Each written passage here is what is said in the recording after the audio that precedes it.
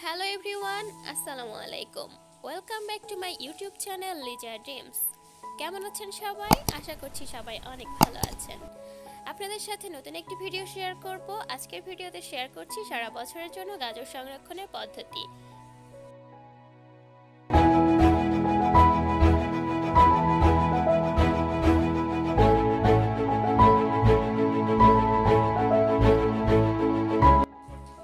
বছরের জন্য গাজর সংরক্ষণ করার জন্য এখানে আমি 1 কেজি গাজর নিয়েছি এবং গাজরগুলোকে খুব সুন্দর করে পরিষ্কার করে ধুয়ে গোল গোল রিং করে কেটে নিয়েছি।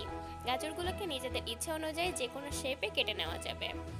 গাজরগুলোকে এখন আমি সিদ্ধ করে নেব। এই জন্য চুলায় একটি পাত্রে আগের থেকেই পানি গরম হতে দিয়েছিলাম। পানিতে বলক চলে আসার পরে কেটে নেওয়া গাজরগুলো দিয়ে দিচ্ছি। গাজরগুলোকে পানির মধ্যে দেওয়ার সময় অবশ্যই ফুটন্ত পানির মধ্যে দিতে হবে। গাজরগুলো সংরক্ষণ করার জন্য কিভাবে স্বাদ এবং রং ঠিক রেখে সারা বছরের জন্য সংরক্ষণ করতে পারবেন তার একটা টিপস আপনাদের সাথে শেয়ার করছি। গাজরগুলো সিদ্ধ করার জন্য দিয়ে দিচ্ছি সামান্য পরিমাণে চিনি। চিনিগুলো দিলে কিন্তু গাজরের রঙও ঠিক থাকবে এবং স্বাদও অটুট থাকবে। 1 কেজি পরিমাণ গাজরের জন্য আমি এখানে 2 টেবিল চামচ চিনি ব্যবহার করেছি।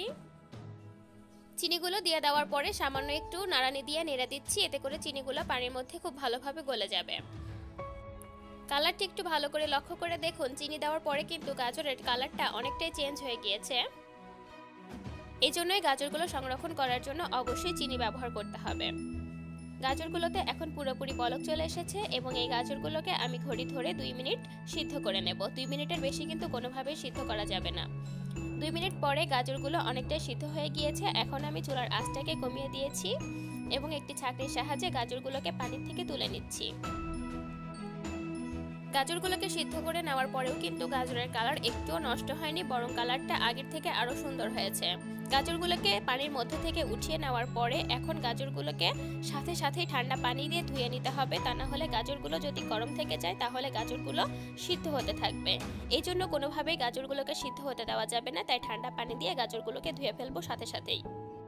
গাজরগুলোকে ঠান্ডা পানি দিয়ে ধুয়ে নেওয়ার পরে একটা স্টেনারের উপরে গাজরগুলোকে রেখে দিয়েছি পানিগুলো ঝরিয়ে নেওয়ার জন্য। গাজরের গায়ে যে পানিগুলো আছে এই পানিগুলোকে শুকিয়ে নিতে হবে পুরোপুরি। এইভাবে গাজর সংরক্ষণ করে কিন্তু আমরা গাজরগুলোকে সারা বছর ডিপ ফ্রিজে রেখে দিতে পারি এবং মন চাইলে যখন তখন বিভিন্ন রেসিপিতে ব্যবহার করতে পারি। গাজরগুলোর গায়ের পানি শুকিয়ে যাওয়ার পরে গাজরগুলোকে ছোট ছোট বক্সের মধ্যে ঢেলে নিয়েছি। চাইলে এরকম বক্স বাদ দিয়ে পলিব্যাগেও গাজরগুলো সংরক্ষণ করা যাবে। এখন এই বক্সের ঢাকনাগুলো লাগিয়ে দিয়ে গাজরগুলোকে এইভাবে আমি ডিপ ফ্রিজে সংরক্ষণ করব সারা বছরের জন্য।